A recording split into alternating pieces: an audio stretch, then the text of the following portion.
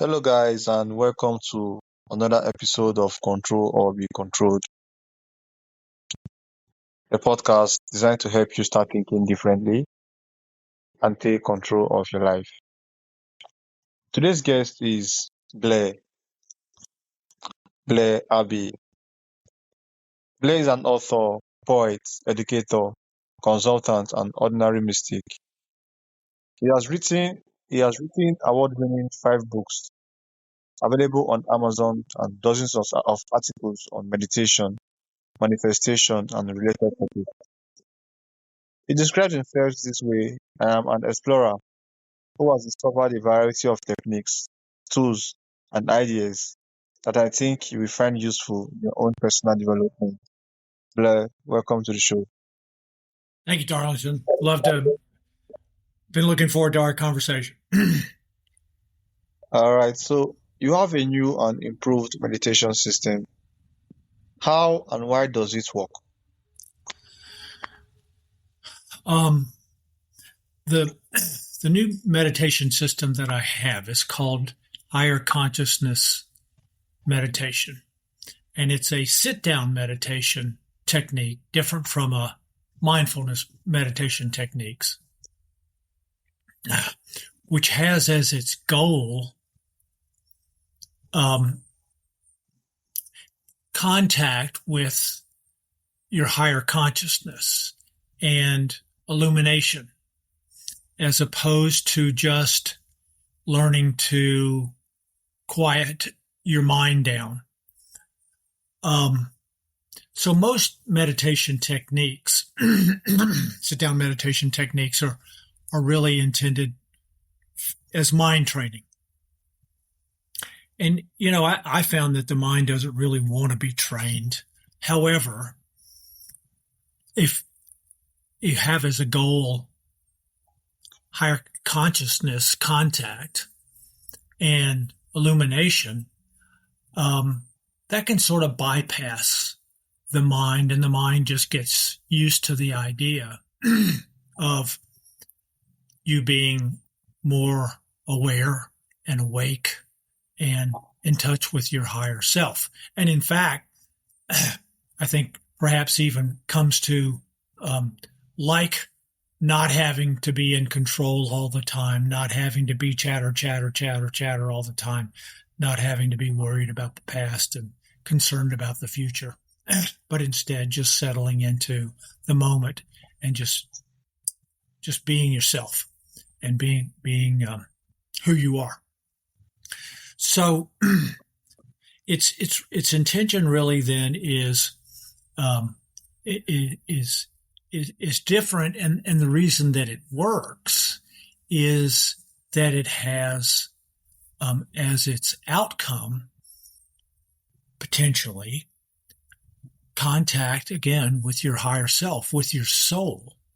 And contact with your soul is a major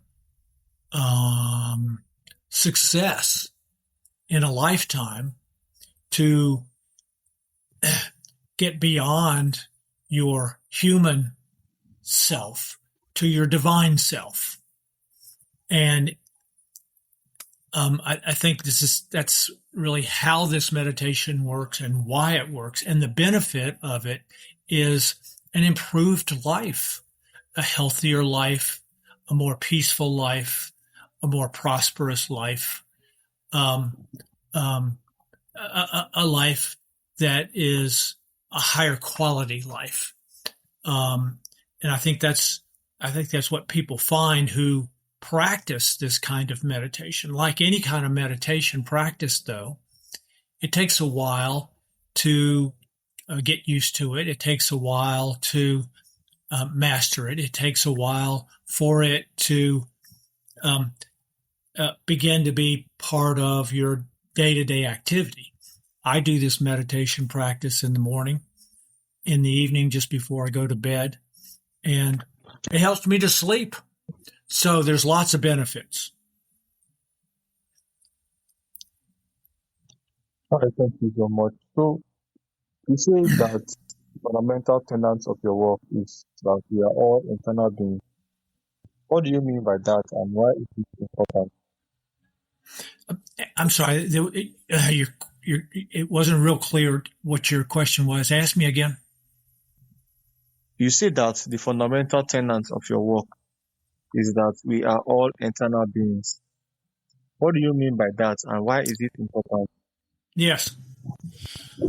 Well, my experience has been, and in fact, when I started doing my meditation practice, I began having this sense of my higher self or my higher consciousness, what I would call soul contact. And the um, the so that's kind of what I mean by using this method as a way of getting beyond our three-dimensional self to our eternal being self. So I have a sense that I've been around for many, many lifetimes in the past, that I'll be around for many, many lifetimes in the future, and that the message that I got from my soul early on in my soul contact when I was doing some journaling, the words started coming through, and one of the early messages for me is, you are an eternal being. And I really got that idea. I mean, it really struck home. Yes, I'm not just a human being. I'm a spiritual being.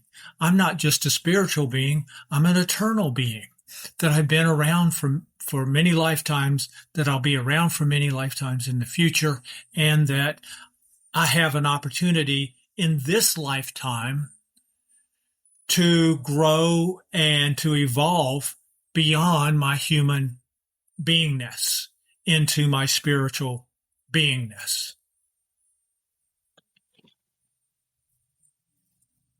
Okay, so my next question for you is this: what do you mean by soul contact, and how does one make soul contact? I initially made what I would call soul contact, which to me is, I think we all know that we have a more advanced part of ourselves. I think we all know on some level that we have a soul, and that it's a different part of us than our human self. And that it's really, Darlington, just waiting for recognition. It's just waiting for an opportunity to participate in your life. But if you've never had any training in making soul contact, if you've never had much, even nobody's really giving you an idea much about the potential for soul contact, you don't even know that it's available to you until somebody says something like this conversation that we're having, you read something, you have some kind of spiritual experience that shows you that you're not just a human being, but that you're also a spiritual being. Now, soul contact can happen in many ways. In my case, I'd done yoga for many years. I'd done meditation for many years, but had really never had an experience of soul contact until about 10 years ago. And I was doing some journaling after a traumatic firing from a high-level job, an unjust high-level, unjust firing from a high-level job. And I really took a deep dive into my meditation practice, and I was doing journaling as a healing practice, as a way of trying to get a handle what was going on, and also what I was going to do next with my life, how I was going to reinvent myself. As I sat and doing my journaling in the evening, after a few months of doing this, all of a sudden some words started just flowing through my fingers and onto the keyboard and onto the computer screen that really were unfamiliar to me. And they were more advanced teachings and more advanced understanding of who I was, who I am, and the how the universe and human activity and human existence. So after about 150,000 words or so, I realized that I had some books. So I had this experience of contacting my soul, having a conversation with my soul through the journaling, and that relationship has continued on through today. Sometimes it's in writing, sometimes it's words or ideas that come to me. Sometimes it's just a feeling or a sense that my higher self, my soul, is right there with me, that its presence is right there with me, and that it's always available to me at all times, anytime that I turn my attention to it. Does that make sense? Have you had a similar experience? Yeah, sure, Blair. That makes sense. Thank you so much. So, moving on, my next question for you is there a way you see meditation that other people do not see? Yeah, I think this goes back to what we were talking about a little bit earlier. These days, I see meditation as a way to evolve personally, to grow personally, to have soul contact personally, to be more able to manifest what I need and want, to be more peaceful.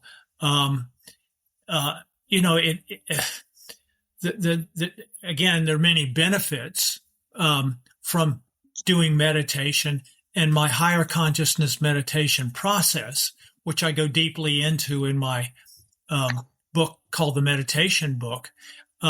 It is a way to experience meditation in a different way. Again, meditation practices mostly are about mind training, and that can be really frustrating, whereas higher consciousness meditation can be very satisfying very quickly for anybody who wants to try it out and see if it works for them. Now, no meditation practice is going to be perfect for everybody because everybody's different. What you ultimately want to do is find a meditation practice, I think, that leads you to the growth of the spiritual side of you. But the higher consciousness meditation, people say, is really helpful, really useful, really valuable, and one thing that you might want to try as a result of this conversation. Take a look at it. Get one of my books, go to see some of my YouTube videos, get on my email list and get my weekly inspirational newsletter. But if this resonates with you, perhaps it's time for you to wake up. Perhaps it's time for you to explore. Perhaps it's time for you to find some practice, meditation being one of the best, to wake up in this lifetime.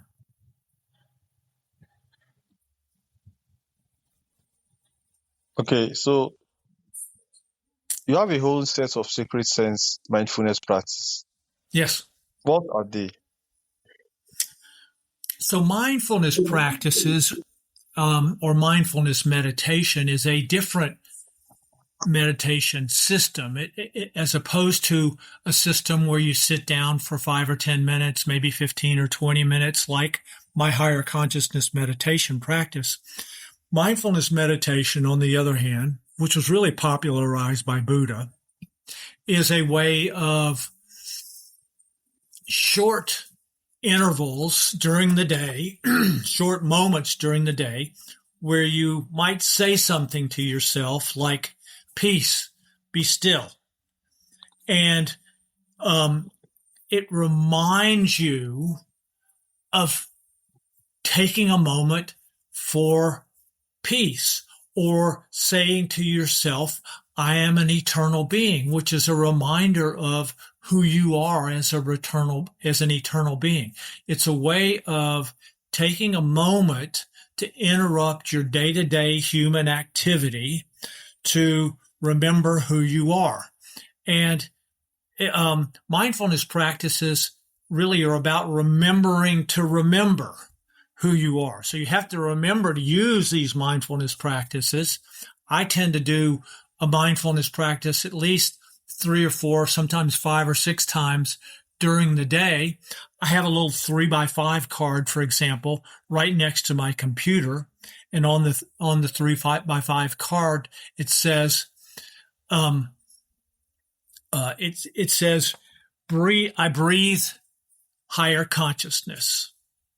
So it's just a way of reminding myself to take a moment, to take a breath, and to breathe the soul part of myself, the higher consciousness part of myself.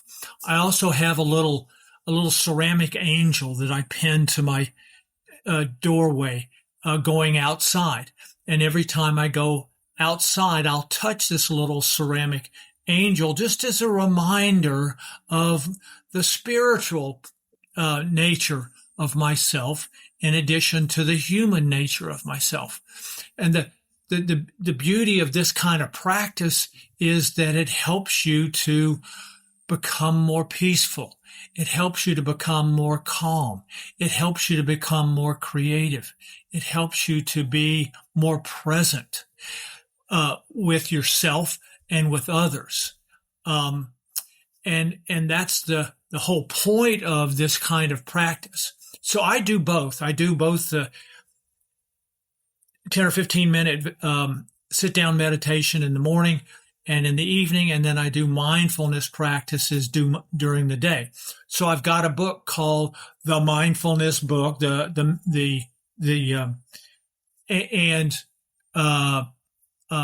it's about a number of mindfulness practices that you can use during the day at different times for different situations, again, as a way of just fine-tuning yourself throughout the day. And if what you'll do is do that, you'll find yourself increasing your vibratory frequency and attracting better people, things, and circumstances into your life.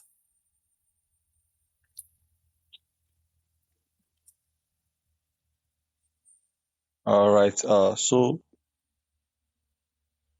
you write of Christ consciousness. What Yes. is Christ consciousness? Christ consciousness.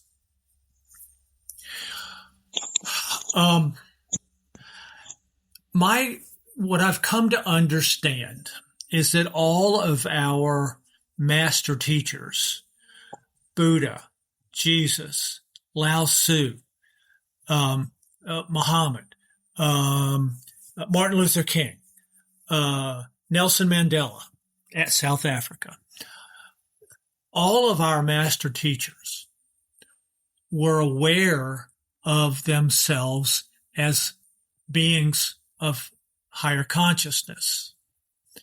And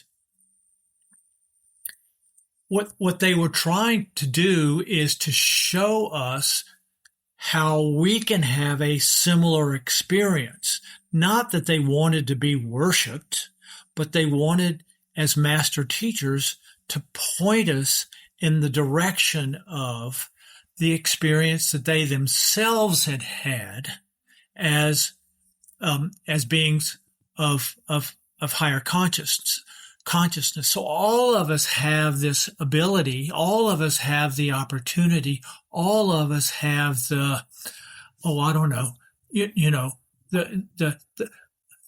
we're all eternal beings. But if we don't know that we are, then the thing to do is to take advantage of what our master teachers have done, which is to show us the direction for having that experience ourselves.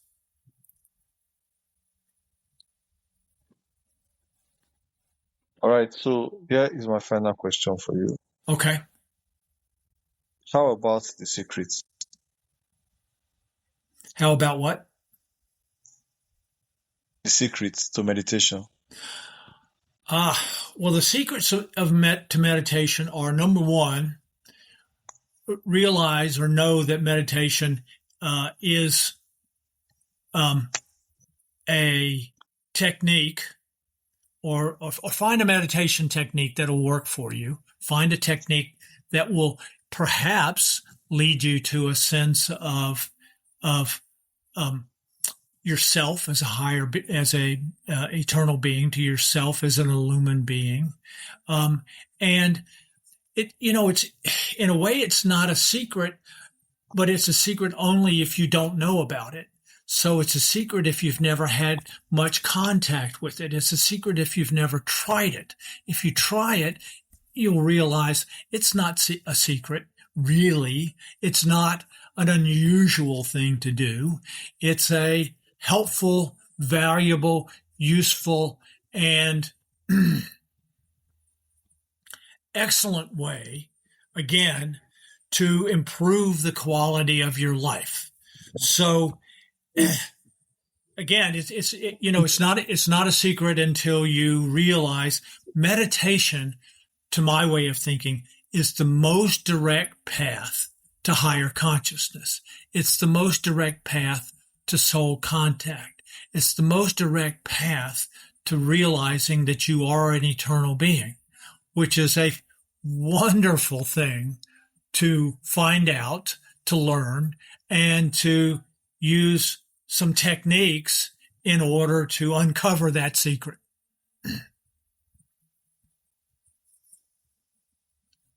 All right, Billy. Blair, thank you so much for coming to my show. Thank you for sharing your knowledge with me and my audience about consciousness and meditation.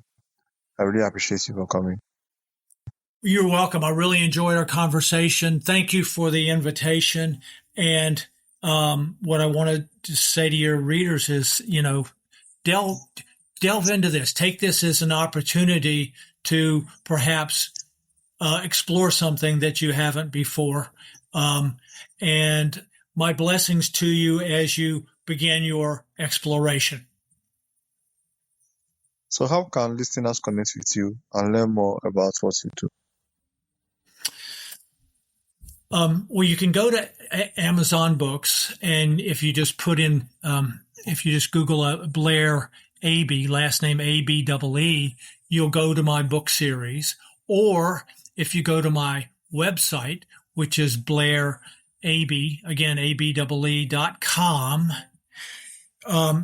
you can get a free copy of my first book called The Amazing Benefits of Meditation. You can get on my newsletter list and get my weekly inspirational newsletter. And you can also take a spiritual quiz to find out what kind of spiritual strengths you have and how to develop those spiritual strengths through this fun quiz that will give you a lot of information about your spiritual personality. All right, Blair, thank you so much once again, and thank you for making this episode a very special one. Appreciate it. Thank you so much. Thank you for the opportunity. I really appreciate it. All right, have a wonderful day. Same to you. Namaste. Namaste.